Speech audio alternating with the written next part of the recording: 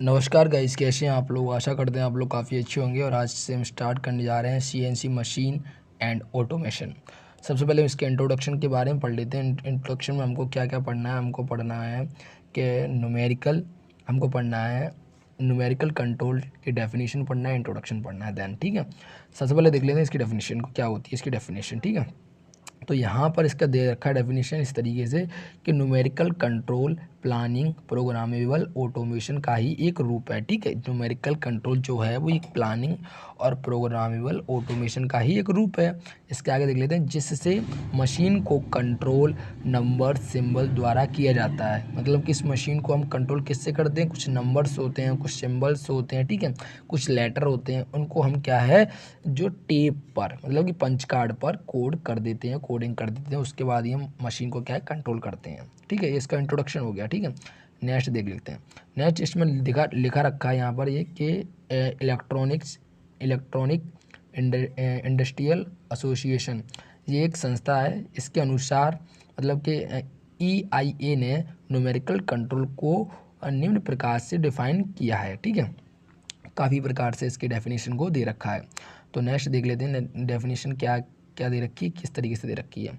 यहाँ पर हम देखते हैं, सिस्टम में सभी क्रियाविधि का इम्प्लीमेंटेशन एवं उसका न्यूमेरिकल कंट्रोल्स को सीधे प्रयोग द्वारा करने की जो प्रोसेस होती है उसको हम क्या कहते हैं, एनसी मशीन कहते हैं। नहीं समझ में आएगा कि हम एक ऐसा सिस्टम ले रहे हैं, उस सिस्टम में हमारे पास जितने भी लेटर हैं, सिंबल हैं, ऑपरेशन उनको कौन सा करना है, क्या नहीं करना है, उसको जो क्रियाविधि द्वारा मतलब कि इम्प्लीमेंटेशन मतलब कि उसको कराना, मतलब क्या कराना है इम्प्लीमेंटेशन के द्वारा, उसका हम क्या है न्यूमेरिकल कंट्रोल को सीधे उपयोग द्वारा करने की प्रोसेस को ही एनसी मशीन कहते हैं। ठीक है, नेक्स्ट देख लेते हैं, नेक्स्ट क्या दे रखा है। नेक्स्ट हमारे पास देख लेते हैं प्रोग्राम क्या होता है। ठीक है, तो प्रोग्राम को देखने से पहले हम बता दें आपको कि प्रोग्राम ये है कि यहाँ पर लिखा हुआ प्रोग्राम। फिर देख लेते हैं आगे, किसी सिस्टम में न्यूमेरिकल सिंबल लेटर की एक विशेष प्रारूप होता है। ठीक है, जिससे किए जाने वाले ऑपरेशन को स्टार्ट एवं फिनिश कोड किया जाता है, प्रोग्राम कहलाता है। मतलब ये है कि आपने कोई सोचा कि मेरे को एक सॉलिड शाफ्ट बनानी है, उस शाफ्ट पर आपको क्या क्या ऑपरेशन करना है, टर्निंग करनी है कि कितने मतलब कि की टर्निंग करनी है हमको। तो ये सारी चीज़ हमने क्या है एक पंच कार्ड पर कोडिंग कर दी। कोडिंग करना ही एक मतलब कि प्रोग्राम कहलाता है। जो आपका आइडिया है उसको आप पंच कार्ड में मतलब कि सेव करना या कोडिंग करना ही आपका क्या कहलाता है, प्रोग्राम कहलाता है। ठीक है, नेक्स्ट देख लेते हैं।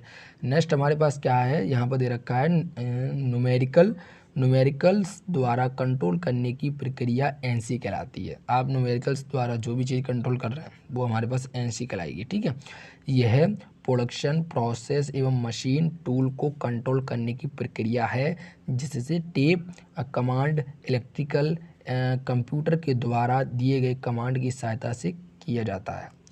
मतलब कि हम कह सकते हैं कि जो न्यूमेरिकल्स द्वारा जो चीज़ हम कंट्रोल करते हैं वो एनसी कहलाती है। इसके बाद हम ये प्रोडक्शन प्रोसेस मशीन टूल को कंट्रोल की प्रक्रिया है, मतलब कि जो भी आप प्रोसेस कर रहे हैं, ठीक है, और जो भी चीज़ आप प्रोडक्शन कर रहे हैं किसी चीज़ का, मतलब कि किसी भी ऑब्जेक्ट का प्रोसेस कर रहे हैं, प्रोडक्शन कर रहे हैं, ठीक है, किस टूल के द्वारा कर रहे हैं, उन सभी को कंट्रोल कर रही है वो हमारे पास क्या है, एनसी मशीन है। ठीक है, कमांड देकर हम जो भी कुछ कंट्रोल कर रहे हैं, ठीक है, होती है। अब हम नेक्स्ट पर देख लेते हैं क्या है। यहाँ पर हम एनसी की एक और डेफिनेशन के बारे में जानने वाले हैं। ठीक है, यहाँ पर दे रखा है कि यहाँ पर दे रखा है आपका वह मशीन जिसका कंट्रोल इंस्ट्रक्शन मतलब कि कह सकते हैं निर्देशक, मतलब जो डायरेक्शन दिखाता है कि सेट द्वारा किया जाता है, न्यूमेरिकल कंट्रोल मशीन कहलाती है। कितनी सारी डेफिनेशन होंगी। ठीक है, वह मशीन जिसका कंट्रोल इंस्ट्रक्शंस के द्वारा सेट द्वारा किया जाता है उसको हम न्यूमेरिकल कंट्रोल मशीन कहलाती है। ठीक है, नेक्स्ट अब देख लेते हैं यहाँ पे प्रोग्राम के द्वारा पढ़ लेते हैं थोड़ा। प्रोग्राम में मशीन में किए जाने वाले प्रोसेस, जैसे कि मशीन का स्टार्ट होना, मशीन का क्लोज होना, ठीक है, विभिन्न मशीनिंग प्रोसेस का विवरण होता है। इसके अतिरिक्त विभिन्न मशीनिंग स्पेसिफिकेशन जैसे फीड, डेप्थ ऑफ कट आदि अलग अलग जॉब पर होते हैं। ठीक है, आदि अलग अलग जॉब पर जो होते हैं, यहाँ पर दिखाते हैं हम आपको पास आदि आदि कहाँ गया जी, हाँ जरा, ठीक है, अलग अलग जॉब पर होते हैं, विभिन्न प्रकार के प्रोग्राम तैयार किए जाते हैं। अब हम आपको अपनी भाषा में समझाते हैं। प्रोग्राम क्या है, इन्होंने कहा है कि प्रोग्राम में मशीन में किए जाने वाले प्रोसेस, जैसे कि मशीन को स्टार्ट करते हैं आप, ठीक है, स्टार्ट करते हैं, फिर उसके बाद क्लोज करते हैं, ठीक है, और काफ़ी सारी मशीनिंग प्रोसेस करते हैं, ठीक है। उसके बाद हम इसके स्पेसिफिकेशन, जैसे कि हम देखते हैं कितनी हमें फीड देनी है, डेप्थ ऑफ कट देनी, फीड आपको पता होगा टूल की जो डायरेक्शन होती है, जो जॉब के मतलब के सरफेस से कांटेक्ट हो गया उसको हम फीड कहते हैं, डेप्थ ऑफ कितनी गहराई में उसको कटिंग करनी है वो डेप्थ ऑफ कट हो जाती है। इन सभी स्पेसिफिकेशन को देख कर ही हम प्रोग्राम बनाते हैं, तो हमारे पास वो चीज़ प्रोग्राम होगी, ठीक है। नेक्स्ट देख लेते हैं main element of numerical control machine, ठीक है, क्या क्या एलिमेंट होते हैं, इंपॉर्टेंट होते हैं जो न्यूमेरिकल कंट्रोल मशीन के लिए होते हैं, ठीक है। सबसे पहला एलिमेंट देख लेते हैं हम न्यूमेरिकल कंट्रोल मशीन के मुख्य एलिमेंट। पहला एलिमेंट है मशीन कंट्रोल यूनिट, ये जो होता है वो मतलब कि CNC हो गया या ANC हो गया, इसका ब्रेन होता है, इसके तरीके से मशीन कंट्रोल यूनिट, ठीक है, ब्रेन है इसका, मशीन का ब्रेन है, ठीक है। नेक्स्ट हमारे पास है नेक्स्ट हमारे पास क्या है, नेक्स्ट हमारे पास है आपके पास के प्रोग्राम। अगर आप प्रोग्राम ही नहीं बनाओगे तो मशीन कंट्रोल यूनिट तक क्या कमांड जाएगी कि हमको क्या काम कराना है, क्या करना है, ठीक है, तो ये भी आपके पास एक इंपॉर्टेंट चीज़ होगी। उसके बाद हमारे पास है मशीन टूल। आपके पास डिफरेंट टाइप की मशीन होती हैं, उन मशीन में क्या होता है कि अलग अलग आपको ऑपरेशन के लिए अलग अलग टूल का यूज़ करना होता है, तो वो हमारे पास मशीन टूल हो गए, ठीक है। अगर हम नेक्स्ट बढ़ते हैं तो नेक्स्ट हमारे पास देख लेते हैं क्या है, नेक्स्ट हमारे पास देख लेते हैं machine control unit. Machine control unit, तो यहाँ पर देख लेते हैं, यह न्यूमेरिकल कंट्रोल का ब्रेन होता है, मैंने आपको बताया था, यह न्यूमेरिकल कंट्रोल का ब्रेन होता है जिसमें सभी आवश्यक हार्डवेयर सॉफ्टवेयर लगे होते हैं जो प्रोग्राम का अध्ययन करते हैं तथा इम्प्लीमेंटेशन के लिए मतलब कि डायरेक्शन देते हैं।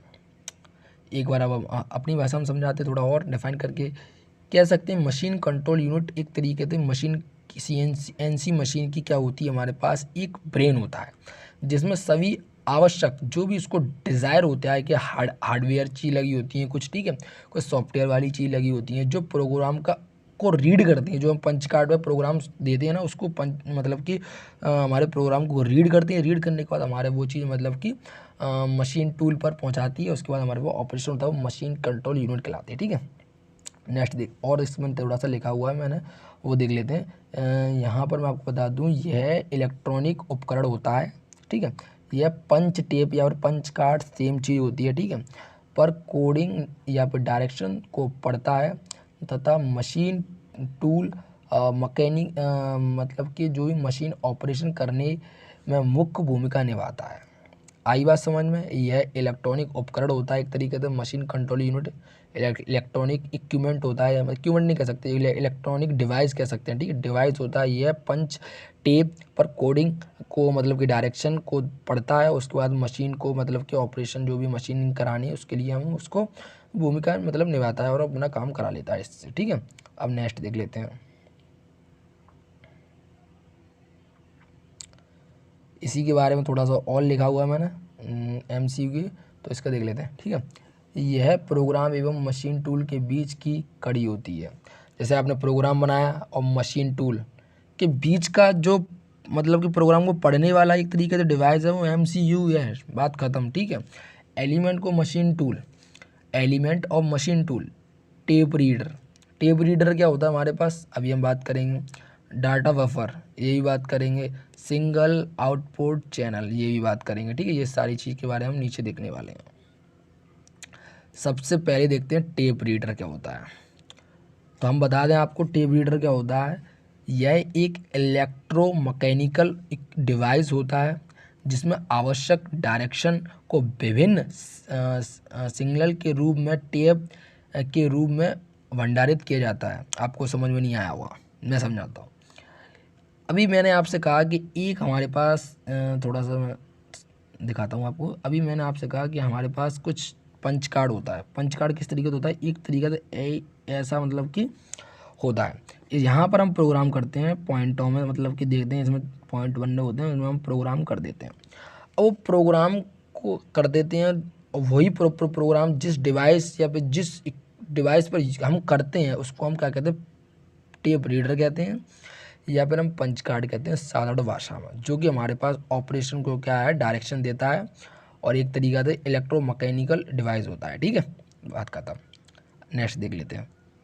नहीं समझ में आ रहा तो आप एक बार कमेंट कीजिए, दोबारा हम आपको बताएंगे, लेकिन मेरा मानना है कि मैं थोड़ा काफ़ी इजी लैंग्वेज में और करने की कोशिश कर रहा हूँ, जिससे आपको समझ में आ रहा होगा। अब देख लेते हैं डाटा बफर क्या होता है। डाटा बफर के लिए देख लेते हैं डाटा बफर होता क्या है ये भैया।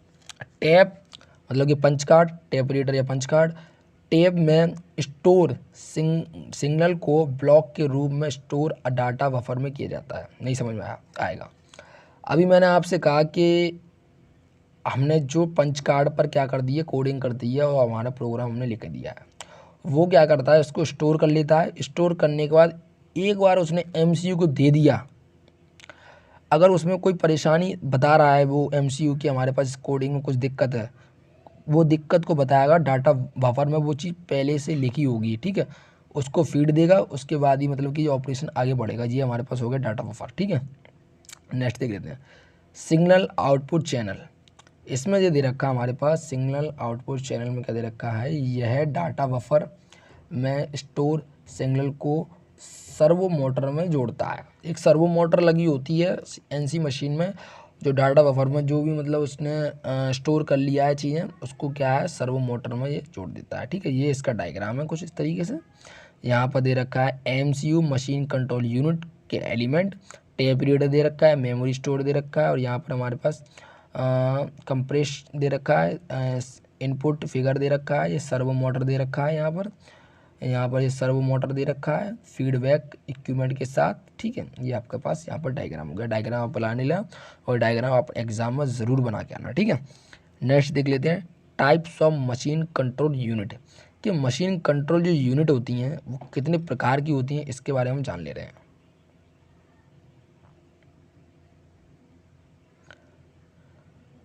तो जी मशीन कंट्रोल जो यूनिट है वो सबसे पहले होती है हाउस मशीन कंट्रोल यूनिट, ठीक है। House machine control unit, house या पर मतलब घर वाला ही मशीन कंट्रोल यूनिट, या फिर हाउस मशीन कंट्रोल यूनिट, ठीक है। और उसके बाद होती है swing around machine control unit, इसके बाद होती है स्टैंड अलाउंड मशीन कंट्रोल यूनिट, ठीक है। एक एक करके जान लेते हैं इनके बारे में क्या क्या है क्या नहीं है। सबसे पहले हमारे दे रखी है हाउस मशीन कंट्रोल यूनिट। इसको मैं किस तरीके से समझाना चाहता हूँ आपको, पहले डेफिनेशन, उसके बाद मैं अपनी लैंग्वेज समझाऊंगा इसको। यह मशीन टूल पर ही व्यवस्थित रहती है तथा इस कंट्रोल यूनिट में मेन फंक्शन व कंट्रोल की आदि आदि केसिंग में बनी होती हैं। अब मैं आपको बताऊं, हमारे पास एक सीएनसी मशीन है, एनसी मशीन है, ठीक है, ये वाली आपकी मशीन, वो मतलब कि कंट्रोल यूनिट है जो है वो यहीं पर लगी रहेगी इधर में, ठीक है। इसकी केसिंग पर ही लगी रहेगी, यहीं पर आप कमांड दीजिए, जो भी कुछ करना है वो आप यहीं पे कर सकते हैं, ठीक है। आपको समझ में आ गया, मतलब कि जो भी कंट्रोल पैनल जो लगा होता है उसी को मशीन कंट्रोल यूनिट कह सकते हैं, ठीक है। मशीन कंट्रोल यूनिट यही होती है, जो कंट्रोल पैनल लगा होता है यहीं पर हम अपना क्या करते हैं, कमांड वगैरह देते हैं, प्रोग्राम वगैरह चेक कर लेते हैं क्या हो रहा है क्या नहीं हो रहा है, ठीक है। एक तो जो होगी जो मशीन में ही लगी रहती है। एक स्विंग वाली देख लेते हैं, swing around machine control unit है, पहले डेफिनेशन पूरा अपनी लैंग्वेज में। इसमें देखते हैं हम, यह मशीन यूनिट मशीन टूल पर ही फिक्स होती है। जहाँ पर आपकी मशीन लगी हुई है वहीं पर फिक्स तो होती है, लेकिन ऑपरेटर की आवश्यकता के अनुसार इसे किसी भी दिशा में स्विंग कराया जा सकता है। अब मैं आपको फिर क्लियर कर देता हूँ। ये हमारे पास एक मशीन है, यहाँ पर एक स्टैंड होगा, इस पर मतलब कि कंट्रोल यूनिट लगी होगी। अब ये जो है मशीन, ये 360 पर कहीं पर रोटेट करा सकता है अपना ऑपरेटर, अपने डिज़ायर काम कराने के लिए किसी तरीके से भी कर सकता है, ठीक है। इसका डायग्राम नीचे है। स्विंग यहाँ पर ये पूरे अराउंड में घुमा घुमा देगा इसको इस तरीके से। ये हमारे पास कंट्रोल मशीन कंट्रोल यूनिट है, इसको इस तरीके से घुमा देगा कहीं पर ही। अगर ऑपरेटर यहाँ खड़ा है तो उसको वहाँ के यहाँ ले आएगा, यहाँ खड़ा है तो यहाँ लगाएगा, ठीक है। ये मतलब कि स्विंग वाली हो गई आपके पास।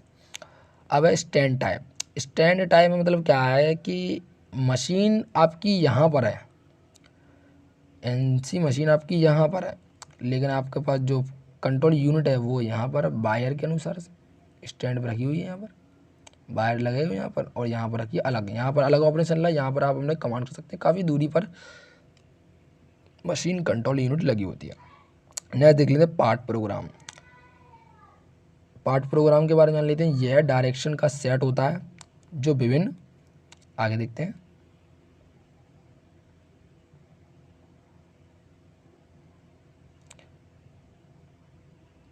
जो विभिन्न मतलब कि चीज़ें को रिप्रेजेंट करता है।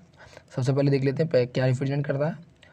हमारे पास करता है cutting tool path, spindle speed, feed rate, ठीक है, और चेंजिंग इन टूल और coolant on end of other, ये सारी चीज़ों को क्या होता है वो कंट्रोल करता है।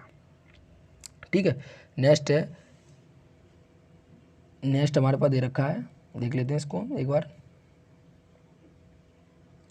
यह डायरेक्शन सेट नंबर साइन के रूप में पंच कार्ड या फिर टेप पर व्यवस्थित होते हैं। यह डायरेक्शन सेट मशीन को यह डायरेक्शन करता है तथा जो डिज़ायर को किसी प्रकार इम्प्लीमेंटेशन कराए।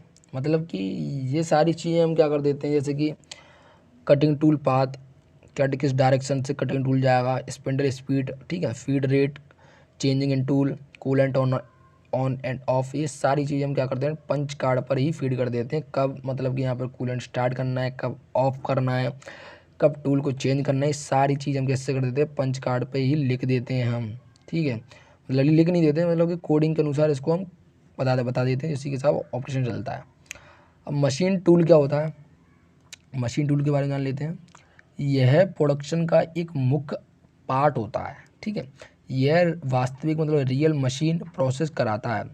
वास्तव में जो मशीन टूल ही होता है वही तो ऑपरेशन को मतलब कि कंप्लीट कराता है। तो वही कह रहा है कि यह प्रोडक्शन का बहुत मुख्य पार्ट होता है और ये वास्तव में यही मतलब कि मशीन प्रोसेस कराता है। मशीन टूल के रूप में lathe machine, drill machine, milling machine का यूज किया जाता है। ये सारी सीधी मशीन, काफ़ी और मशीन होती है, शेपर मशीन, प्लेनर मशीन, ठीक है, horizontal milling machine, vertical milling machine, और तुम्हारे पास रेडियल ड्रिलिंग मशीन, लेथ हो गई, और डिफरेंट टाइप्स ऑफ मशीन। ठीक है, उन पर मतलब कि मशीन टूल लगा होता है। यहाँ पर इसका कुछ छोटा सा डायग्राम है। सबसे पहले हम क्या करेंगे, पार्ट एक प्रोग्राम बनाएंगे, उसके बाद मशीन कंट्रोल यूनिट के पास जाएगा, वो मशीन टूल के पास जाएगा, उसके बाद हमारे पास क्या है ऑपरेशन वो कंप्लीट करा देगा। ठीक है, नेक्स्ट देखते हैं, इन कुछ लिमिट हैं, लिमिट भी देख लेते हैं कि मशीन जो कंट्रोल अभी हमने पढ़ा है कि अभी हमारे पास मशीन टूल, उनकी लिमिट देख लेते हैं। सबसे पहले देख लेते हैं कि हमारे पास जो इसकी कॉस्ट होती है, इनिशियल कॉस्ट, मतलब सबसे पहली जो कॉस्ट हम लगाते हैं, जैसे मशीन टूल लेके आते हैं हम, तो उसकी जो कॉस्ट होती है सबसे पहली इनिशियल प्रारंभिक कॉस्ट, वो काफ़ी हाई होती है, ज़्यादा होती है। स्किल ऑपरेटर पर उच्च लागत होती है, मतलब कि कह सकते हैं एक स्किलफुल हमको ऑपरेटर चाहिए जो मतलब कि काफ़ी महंगा मिलता है, वो चीज़ इसकी लिमिट हो गई। स्पेशल ट्रेनिंग पर हाई लागत, मतलब कि एक जो ऑपरेटर लेके आते हैं उसको हम स्पेशल ट्रेनिंग देते हैं, उसमें भी हमारे पास कॉस्ट खत्म होती है हमारी, वो सारी चीज़ होगी। ठीक है, नेक्स्ट हम बात करते हैं यहाँ पर कि classification of numerical control system. Numerical control system कितने प्रकार के होते हैं, क्या इनका वर्गीकरण, इसके बारे में हम जान लेते हैं। सबसे पहले देखते हैं हम कंट्रोल लूप, मतलब कि on the basis of control loop के अनुसार कितने प्रकार के होते हैं। तो पहला होता है हमारे पास open loop numerical control system, फिर होता है close loop numerical control system. ठीक है, अगर हम लूप के बेस पे डिफाइन करना चाहें तो दो प्रकार के कंट्रोल सिस्टम होते हैं न्यूमेरिकल कंट्रोल सिस्टम, एक ओपन होता है, एक लूप, एक क्लोज होता है। ठीक है, नेक्स्ट देखते हैं on the basis of control motion के बेस पर कितने प्रकार के मतलब कि न्यूमेरिकल कंट्रोल सिस्टम होते हैं। सबसे पहले देख लेते हैं यहाँ पर, पहला है point to point speed control numerical system, next है counter speed control numerical system. ठीक है, दो प्रकार हो गए। एक और हम देखते हैं यहाँ पर और भी है, on the basis of coordinate system, coordinate system के अनुसार भी हमारे पास न्यूमेरिकल कंट्रोल सिस्टम होते हैं। सबसे पहला होता है हमारे पास, सबसे पहला होता है मूविंग न्यूमेरिकल कंट्रोल सिस्टम, एक होता है इन्वेंटिएंट न्यूमेरिकल कंट्रोल सिस्टम। ठीक है, ये हो जाता है यहाँ पर, और इनको हम वन बाई वन बताएंगे, आगे समझ में आ जाएगा। लेकिन आपके ज़्यादा अगर क्लासिफिकेशन पूछे तो आप सारे लिख के आना, लेकिन जो इम्पोर्टेंट होता है जो आपको समझना है वो खाली ये है, open loop numerical control system and close loop numerical control system. ठीक है, यहाँ पर मैं आपको बता दूँ ये हो चुका है। यहाँ पर देखते हैं हम on the basis of power source के अनुसार जो न्यूमेरिकल कंट्रोल सिस्टम होते हैं वो कितने प्रकार के होते हैं। एक तो होता है electrical operate numerical control system, एक liquid operate numerical control system, ठीक है। एक इसमें न्यूमेटिक भी होता है, न्यूमेटिक, ठीक है। तो इस तरीके से यहाँ पर ये हो चुका आपके पास। कुछ इसके एनसी मशीन के एडवांटेज के बारे में जान लेते हैं। एडवांटेज एंड लिमिट ये हम बता देते हैं आपको। सबसे पहले देखते हैं हम, सबसे पहला एडवांटेज क्या है हमारे पास, वो हमारे पास है कटिंग टूल का कंट्रोल। क्या हम एनसी मशीन से क्या है कटिंग टूल को कंट्रोल कर सकते हैं। अगर हम मैनुअली लेथ मशीन पे काम करते हैं तो कटिंग टूल थोड़ा इधर उधर हो जाता है, जिससे हमारे पास काफ़ी दिक्कत हो जाती है, ऑपरेशन में काफ़ी एरर आ जाता है, मतलब हाई एक्यूरेसी नहीं आती है। तो इसको क्या कंट्रोल कर लेगा कटिंग टूल को। नेक्स्ट देख लेते हैं। नेक्स्ट हमारे पास प्रोडक्शन टाइम कम होता है, ठीक है। जो भी हम कुछ ही प्रोडक्शन कर रहे हैं किसी ऑब्जेक्ट का, उसको जो टाइम लेती है वो मुझे मशीन काफ़ी कम लेती है, मैनुअल से अगर हम कंपेयर करते हैं तो काफ़ी टाइम कम लेती है। नेक्स्ट हमारे पास है कि मानवीय त्रुटियों में कमी, मतलब कि जो भी हमारे पास हम ऑपरेशन करते हैं तो उसमें कुछ त्रुटि आ जाती है, कुछ एरर आ जाते हैं, ठीक है, मैनुअल तरीके से। अगर हम एनसी मशीन से करते हैं तो वहाँ पर एरर काफ़ी कम हद तक आते हैं, कह सकते हैं बहुत ही रेयर केस में एरर आते हैं, ज़्यादातर एरर नहीं आते हैं, ठीक है। नेक्स्ट देख लेते हैं। नेक्स्ट हमारे पास दे रखा है कि 14 वाला अधिकतम एक्यूरेसी एवं फ्लेक्सिबिलिटी को प्राप्त होती है। प्राप्त मतलब इससे होती है। एक्यूरेसी क्या है, एक्यूरेसी हमारे पास कह सकते हैं कि आप किसी ऑब्जेक्ट को बना रहे हैं, आपके कुछ स्टैंडर्ड डायमेंशन है, आपने ड्राइंग बनाई, उसके बाद ड्राइंग की जी कह सकते हैं यहाँ पर इतनी लेंथ है, ये आपके पास हाइट है, ठीक है, ये सारी चीज़ है। तो उसके बाद यही ऑब्जेक्ट हमने जो बनाया है उसमें जो हमने हमारी ड्राइंग थी उस चीज़ से कंपेयर कराते तो बिल्कुल सेम आता है, एक आध थोड़ा सा एरर आता है, उसको हम एक्यूरेसी कहते हैं। और फ्लेक्सिबिलिटी का मतलब ये है कि आपका कोई काम रुकेगा नहीं, ठीक है, काफ़ी जल्दी होगा प्रोडक्शन, तो एक मशीन से दूसरी मशीन तक जल्दी ऑपरेशन हो जाएंगे आपके पास, तो उसको फ्लेक्सिबिलिटी कहते हैं, ठीक है। स्क्रैप में कमी, स्क्रैप क्या होता है, मान लीजिए आपने कोई रेक्टेंगल आपके पास कुछ इस तरीके से, ठीक है, रेक्टेंगल है, और दोबारा से बनाते हैं इसको अच्छी तरीके से समझाते हैं कि यहाँ पर अगर कुछ रेक्टेंगल है, आप चाहते हैं कि यहाँ पे मेरे पास सर्कल हो, ठीक है, सर्कल यहाँ पर इस सेंटर पर चाहते हैं इसके, तो जैसी मशीन जो होगी वो पंच करेगी इसके ऊपर, तो जो बीच वाला हिस्सा नीचे आ जाएगा, उसी को हम स्क्रैप कहते हैं। अब स्क्रैप में कमी कैसे होगी, मतलब कि स्क्रैप हम कह सकते हैं कि आपके पास जो भी वेस्टेज है ऑपरेशन के बाद अधिकतम वेस्टेज नहीं निकलेगा, और आपका जो भी आप चाहते हैं काम वो प्रोसेस तो चलता रहेगा और वेस्ट बिल्कुल नहीं होगा आपका, ठीक है। नेक्स्ट देखते हैं प्रोडक्टिविटी में बढ़ोतरी। प्रोडक्टिविटी क्या होती है इसको भी देख लेते हैं।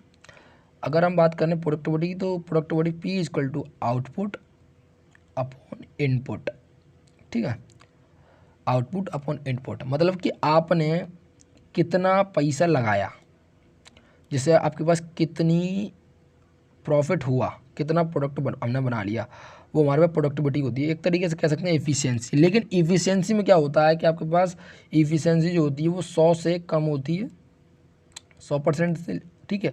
लेकिन ये क्या होगी, ये 100% तक पहुंच जाती है अगर ज़्यादा अच्छा आप इसको एनालिसिस करके यूज़ करो, ठीक है।